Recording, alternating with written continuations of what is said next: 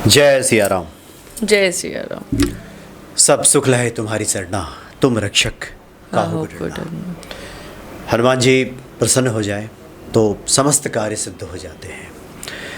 बजरंग बाण की चर्चा पिछली बार आपने किया था जी। हमारे सामने उपस्थित हैं भारती किशोरी जी, जो कि ज्योतिषाचार्य हैं और हनुमान जी की आप भक्त भी हैं। स्वागत है आपका। जय सिया राम। जय सिया राम। बजरंग बाण को लेकर बहुत सारी जिज्ञासाएं सामने आई। एक तो जिसमें ये बताया जाता है कि बजरंग बाण तभी पढ़ें जब कोई रास्ता न मिले। जी।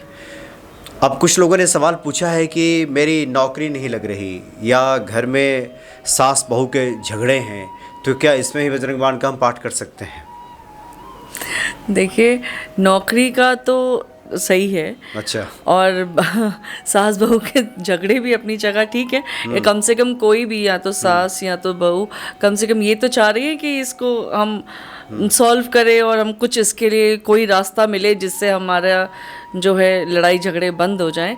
तो अगर वो ये करना चाहती हैं तो बहुत अच्छी बात है, ज़रूर करें और निजात तो मिलेगी ही मिलेगी। जैसे मैं पहले भी ये बात बोल चुकी हूँ, और इसको करें। यानी ऐसा लगता है कि संकट बड़ा है अगर, तो फिर उसमें कीजिए। बिल्कुल करिए। लेकिन उसके साथ साथ अभी जैसे अब सास बहू वाली बात है, तो उसके साथ साथ अपना व्यवहार भी सही रखना पड़ेगा। ये आप कर रहे हैं और लेकिन फिर भी वही बात हो रही है कि हम लोग पंजाबियों में जैसे एक कहावत है, आटा गूंथती हिलती क्यों है, वो वाला सास बहू में काफ़ी चलता है। तो वो चीज़ नहीं होनी चाहिए फिर कि भाई एक तरफ हम पूजा पाठ कर रहे हैं और दूसरी तरफ हम एक दूसरे को गिराने की कर रहे हैं।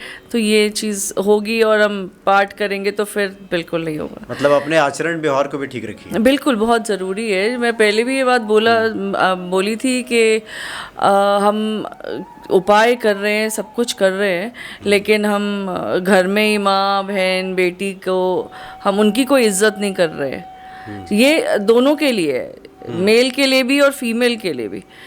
चाहे घर का कोई भी है परेशानी में है, चाहे नौकरी के लिए मेल मेंबर ही ये कर रहे हैं और अपनी धर्मपत्नी को या अपनी बहन को या अपनी माँ को या अपनी भाभी को, किसी को भी वो परेशान कर रहे हैं, उनकी वजह से किसी को दिक्कत हो रही है, तो फिर कोई भी उपाय कर लो नहीं होगा।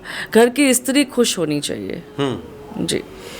रिश्तों को आप सहेजना सीखिए, तो आप जो ही पूजा करेंगे वो फलित होगा।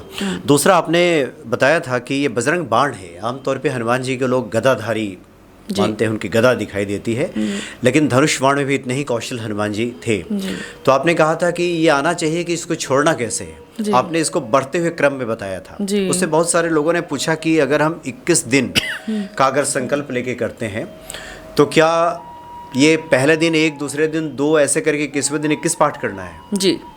अच्छा जी। मतलब इसी क्रम में, और फिर बिल्कुल फिर घटते हुए क्रम में। अच्छा, घटते हुए क्रम मतलब घटना कब से है? हम 11 दिन तक जाएंगे। अच्छा। उसके बाद में हम फिर उसको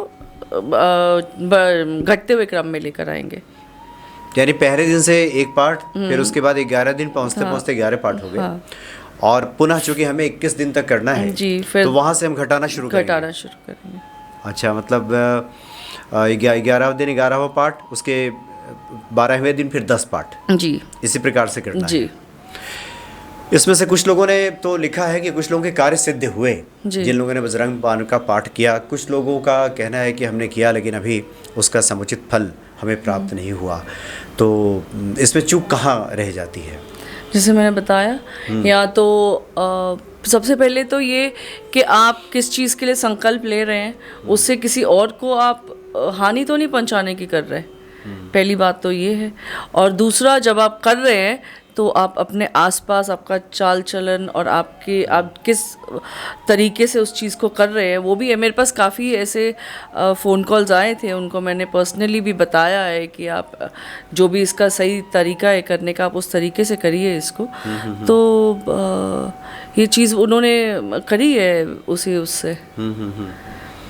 अगर किसी का कार्य इसमें, चूँकि ये तो हनुमान जी के ऊपर है, व्यक्ति तो प्रार्थना कर सकता है, पुकार कर सकता है।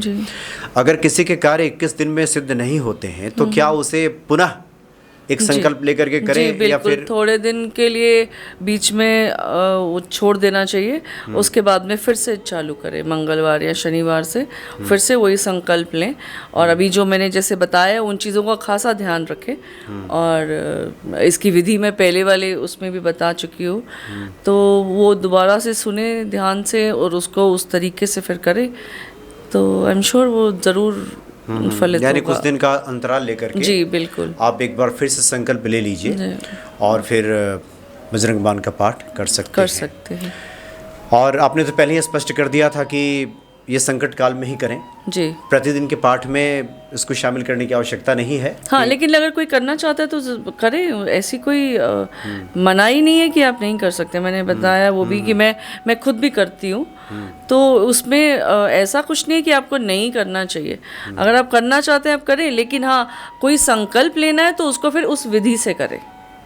हाँ जी, उसको फिर विधि से किया जाए तो उसमें जो है वो बाकी नियमित तौर पे अगर कोई करना चाहे तो हाँ तो वो करे, जैसे हनुमान चालीसा पढ़े, उसके बाद में बजरंग बाण पढ़े, तो कोई ऐसी कोई बात नहीं है उसमें। जी हाँ यानी बजरंग बाण को लेकर बहुत सारी जिज्ञासाएं सामने आई, बहुत सारे लोगों के कार्य सिद्धि भी हुए। कुछ लोग हैं जिन्होंने कहा कि अभी हमारे कार्य बने नहीं हैं, हाँ। तो ऐसे लोगों को चाहिए कि पुनः आप एक बार शुरू कीजिए जी, और जो चूक हो रही है उस चूक पे ध्यान दीजिए, बिल्कुल जो गलतियां आप कर रहे हो हाँ। उस पे ध्यान दीजिए। एक और बात सामने आती है, खास करके आप चूँकि ज्योतिषी भी हैं, तो एक तो जो भी संकट में है वो करे, लेकिन क्या ये व्यक्ति विशेष पे अलग अलग, जैसे आपका अनुभव क्या है कि जैसे कुछ अलग अलग समस्याएं हैं, अलग अलग कारण बनते हैं, क्या ये भी कारण ज्योतिषीय दृष्टिकोण से हम बात करें तो ये भी कुछ बनता है क्या, कि ज्योतिषीय दृष्टिकोण से अगर देखा जाए कि अलग अलग लोगों की समस्याएं हैं, अलग अलग ग्रह दिशाएं हैं, क्या इसमें भी कुछ ऐसा कारण होता है क्या कि विलम्ब हो गया फल मिलने में, कुछ ये सब भी होता है? बिल्कुल वो भी होता है। उसके लिए वही है, हम देखते हैं, कुंडली देखते हैं, उसके बाद में बताते हैं कि ठीक है आप इसको इस तरीके से करिए, मतलब इसके साथ में आपको किसी को हम बोलते हैं कि आप लौंग की माला बना के आप पहनाइए, या फिर किसी चीज़ का साथ में विशेष भोग लगाइए, तो फिर हम वो चीज़ें भी बताते हैं कि आप इस तरीके से करिए उसको। क्योंकि ये हमने इसलिए आपसे पूछा कि बहुत सारे लोगों ने लिख करके भेजा, कुछ लोगों ने प्रश्न भी किया कि मेरे साथ अभी वो रिजल्ट देखने को नहीं मिला जी, तो फिर बात वहीं पे आ जाती है कि अलग अलग लोगों की अलग अलग प्रकार की उनकी समस्याएं हैं, तो क्या उसके लिए आवश्यक हो जाता है कि एक बार वो समझें, देखें और उसके बाद फिर उनका निराकरण जी बिल्कुल, तब जाकर के इसमें लाभ मिलेगा। बहुत बढ़िया। और आगे भी अन्य जिज्ञासाएं सामने आएंगी तो हम आपसे एक बार पुनः बात करेंगे। बहुत बहुत धन्यवाद आपका। जय सिया राम। जय सिया राम।